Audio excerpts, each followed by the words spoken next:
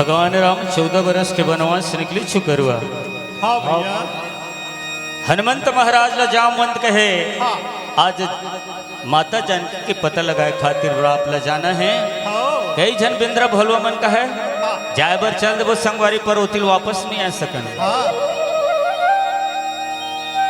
विभीषण महाराज चतुर रहे वो सब बात ला जानत रहे काबर होशियार रहे। हाँ। ओकरे स्थिति कहे है काय कहे का बोले भैया हो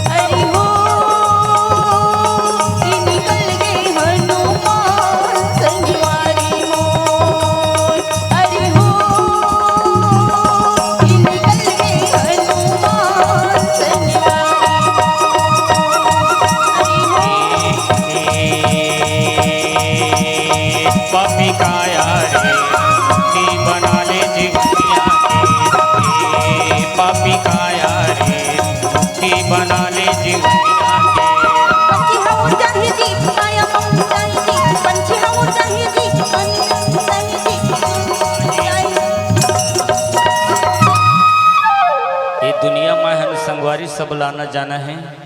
सही बात है भैया। है नहीं ये दुनिया में आए हैं तो जाए ले पड़ ही हाँ। जैसे कोई रुख होते होला पहले फूलेल पढ़ते के बाद फरेल पड़ते ओकर बाद झरेल पड़ते ओकरे से मृत्यु काल में मनुष्य ला जन्म है तो मरण भी है।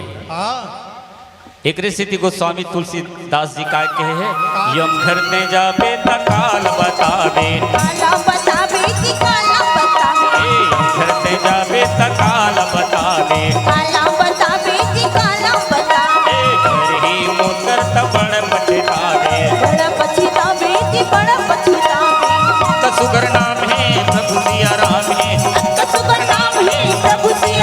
है छोड़ दे माया बजरिया तो राम राम कहो चकाचक रहो।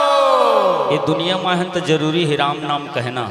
तो आपसे निवेदन है जब का जन बैठे महतारी भैया हो संगी जौर यश निवेदन है जब मैं राम राम कहो इससे की हो तो आप लोग बोले लगी चकाचक रहो ऐसे कहल पढ़ी तब आनंद आई। चलो हाथ उठा के बोलना है राम राम कहो चकाचक रहो। राम राम कहो चकाचक रहो। ए पापी काया रे मुक्ति बना ले जीवनिया के ए पापी काया रे मुक्ति बना ले जीवनिया के पंछी हवड़ जाही जी माटी में मिल जाही जी पंछी हवड़ जाही जी माटी में मिल जाही जी जाही अम्बे दुवरिया में राम राम कहो चकाचक रहो। कतकुन जन भाई मन नहीं कहते भैया ये भव सागर में हम तो जन्म लेके आए हाथ उठाए का है भाई हैं राम राम कहो चकाचक रहो। राम राम कहो चकाचक रहो। ए पापी काया रे मुक्ति बना ले जीवनिया के ए पापी काया रे मुक्ति बना ले जीवनिया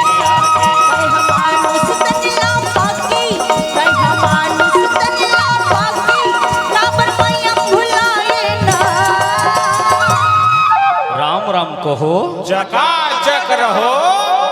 ते कैथा धन नहीं किथा तिस लगथे मोल सुनावत नहीं है तोर गोठा भाई त तहु कहल पढ़ी जोरदार कहना है राम राम कहो चकाचक रहो।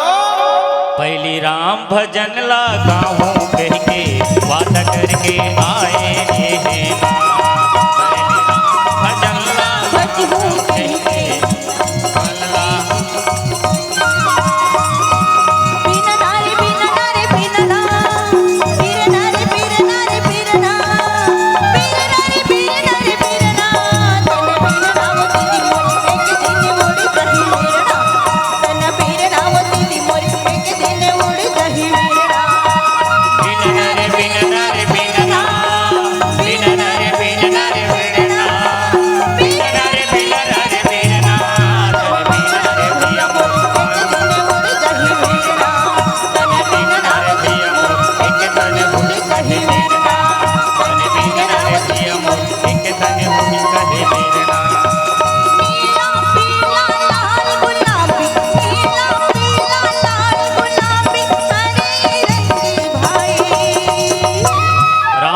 कहो चकाचक रहो।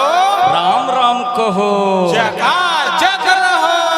मोरी अंगना में आओ भवानी माता आओ सखी मैया को तुरी चढ़ाना आओ सखी मैया को तुरी चढ़ाना आओ सखी मैया को तुरी चढ़ाना आओ सखी मैया को तुरी चढ़ाना आओ सखी मैया को तुरी चढ़ाना